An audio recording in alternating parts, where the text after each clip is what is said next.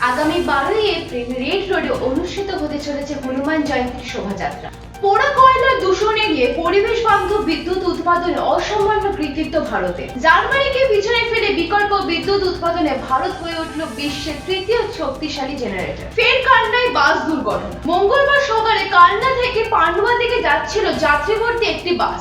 ভয়াবহ বাস দুর্ঘটনায় মৃত এক, আহত বহু। রাজস্থানে জয়পুরে বেপরোয়া গাড়ির ধাক্কায় প্রাণ গেল নিরীহ দুই পথচারী, গুরুতর জখম আরো 8 জন। ফের শোকের ছায়া বিনোদন জগৎ। চিরঘুমের দেশে চলে গেলেন হলিউডের অভিনেতা জেন নট। মৃত্যুকালে তার বয়স হয়েছিল 73 বছর। গত রবিবার 6 এপ্রিল শেষ হয়েছে ইন্ডিয়ান আইডল সিজন 50। ছোট পর্দায় এই জনপ্রিয় শো থেকে এবারে সরে দাঁড়ানোর সিদ্ধান্ত নিলেন বিশাল দাদলানি। ডার্টি ছবির দীর্ঘ 16 বছর পর ফের বড় পর্দায় একসঙ্গে জুটি বাঁধতে চলেছেন শাহরুখ খান এবং সানি দেওয়াল। উল্লেখ্য, এখনো ছবির নাম প্রকাশ্যে আসেনি। দীর্ঘ 10 বছর পর ওয়াংখেড়েতে জিতল আরসিবি। শেষবার মুম্বাইকে ওয়াংখেড়েতে হারিয়েছিল 2015 সালে। সাদা বলের ক্রিকেটের কোচের পদ থেকে বিদায় নিচ্ছে নিউজিল্যান্ডের গ্যারি স্টেট। সর্বশেষ ওয়েদার আপডেট। হাওয়া অফিস আগে জানিয়েছিল চলতি সপ্তাহ জুড়ে বঙ্গের জেলায় জেলায় বৃষ্টির সম্ভাবনা। 13 এপ্রিল পর্যন্ত কলকাতা সহ দক্ষিণবঙ্গের সব জেলায় বজ্রবিদ্যুৎ সহ হালকা বৃষ্টিপাতের পূর্বাভাস।